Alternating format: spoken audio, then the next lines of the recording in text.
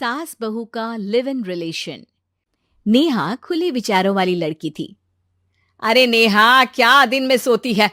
ससुराल में ऐसा नहीं चलेगा, वहां तो काम करना पड़ेगा। काम जितना काम होगा कर लूंगी माँ, पर अगर कोई ये कहे कि सारा आराम छोड़कर सिर्फ काम ही करना है तो ना भी ना, मुझे नहीं करनी शादी।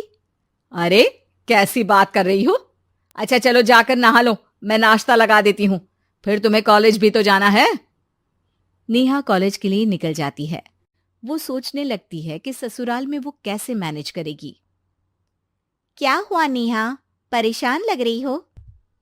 अरे यार, तू तो मुझे जानती है ना, मुझे अपनी लाइफ बिल्कुल परफेक्ट चाहिए, लेकिन लग नहीं रहा लोग मानेंगे। यार कहीं मेरी शादी ऐसे घर ना हो जाए जहां मेरी जिंदगी ही नरक हो जाए। अरे मैंने ना कल एक इंग्लिश फिल्म देखी थी, उसमें भी कुछ ऐसी ही समस्या थी हीरोइन की। अच्छा, तो फिर क्या किया उसने? उसने तो अपने होने वाले पति से साफ साफ कह दिया कि वो पहले उसके घर कुछ दिन तक बिना शादी के रह कर देखेगी, और अगर ठीक लगा तो ठीक, वरना तेरे मेरे रास्ते अलग। अरे हाँ यार, ये तो बिल्कुल सही आइडिया दे रही है तू मुझे। चल मैं तो चली, थैंक्स यार, तूने मेरी प्रॉब्लम सॉल्व कर दी। ये बोलकर नेहा खुशी खुशी वहां से निकल जाती है, लेकिन पीछे से उसकी सहेली कहती है, अरे नेहा, नहीं नहीं, कुछ नहीं सुनना मुझे। ये बोलकर वो वहां से चली जाती है। हे भगवान, पूरी बात सुने बिना ही चली गई।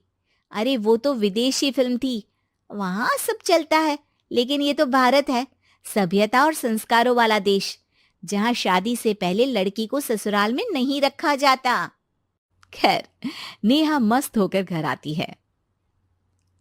नेहा, कल तुझे लड़के वाले देखने आने वाले हैं, और हाँ, इस बार कोई बहाना नहीं चलेगा। हाँ हाँ, आने दो आने दो, मैं तैयार हूँ शादी के लिए। अगले दिन लड़के वाले आते हैं, जहां लड़का कहता है, मुझे अकेले में लड़की से कुछ पूछना है। हाँ हाँ, क्यों नहीं बेटा, जाओ नेहा, घर तो दिखा दो इन्हें। नेहा भी खुश हो जाती है कि उसे मौका मिल गया है लड़के से अपनी शर्त रखने का।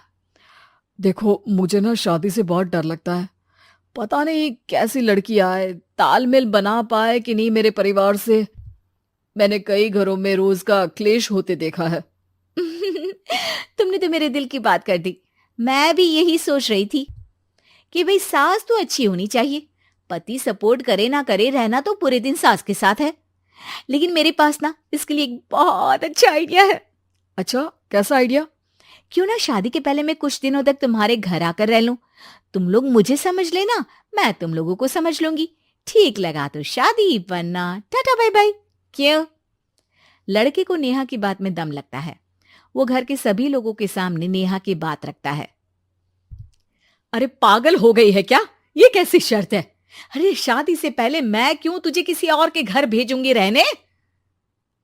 अरे लड़की के ख्याल तो 20 साल आगे के हैं, इतनी भी खुले विचारों वाली लड़की नहीं चाहिए हमें। अरे माँ, क्या बुरा और गलत बोल रही है ये? रहना तो हम दोनों का है ना, कल को कोई परेशानी आई तो तुम सब तो ये बोलकर निकल जाओगे कि जिंदगी तुम लोगों को ही निभानी है, तुम लोगों को जो करना है करो। तब क्या करूंगा बताओ? सबके समझाने पर वो लोग मान जाते हैं। वाह, मैं 2-3 दिनों में पैकिंग कर लूंगी, तो आकर मुझे ले जाना। और नेहा पहुंच जाती है विशाल के घर।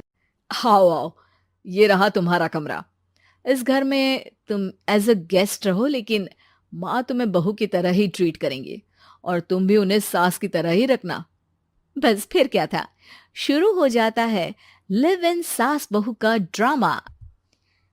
अरे चाय तो बना दे बहू। जी सासू माँ, अभी लाई। नेहा चाय लेकर आती है कि बस चाय लेकर आई हो, इसके साथ पकोड़े भी ले आती।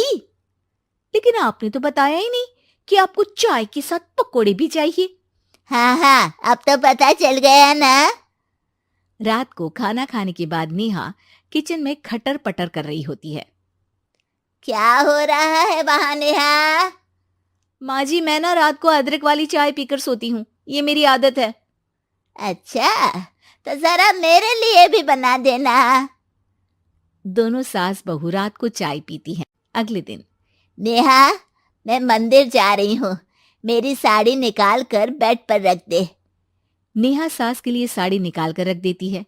वो देखती है कि उसके आने के बाद से सास ने घर का कोई भी काम करना छोड़ दिया है। यार मैं क्या करूं?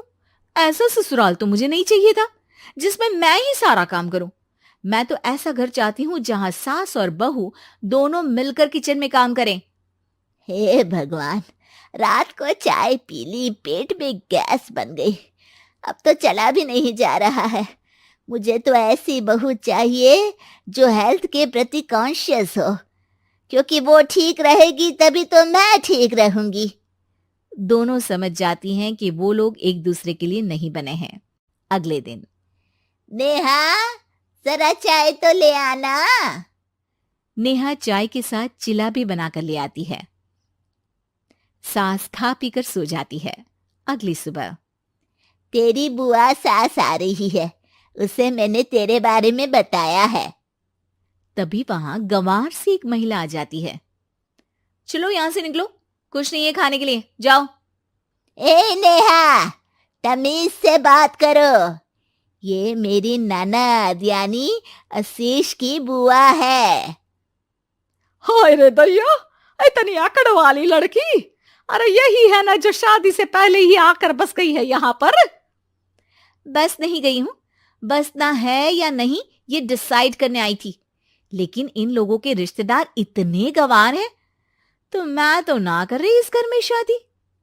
और भाभी, और क्या कमी थी हमारे आशीष में जो आपने ऐसी लड़की की शर्तों को मान लिया? अरे वो तो आशीष के कहने पर मैं झुक गई, वरना ऐसी लड़की को तो मैं घर में घुसने भी ना दूं।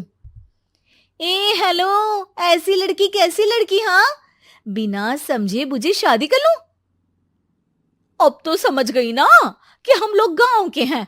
भाभी को खाट पर सोना और रिश्तेदारों का गांव से आना जाना तो लगा ही रहना है इस घर में। हाँ हाँ, मैं तो किसी मॉडर्न घर में शादी करूंगी। ये बोलकर नेहा वहां से चली जाती है।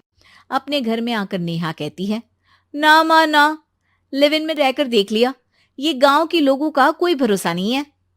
खैर, नेहा की शादी एक मॉडर्न घर में हो जाती है जहां सास कहती है, हे नेहा, मैं टेनिस खेलने जा रही हूं, आओ तो जूस बनाकर रखना, और हाँ, वॉलनट्स और ओट्स भी बना लेना।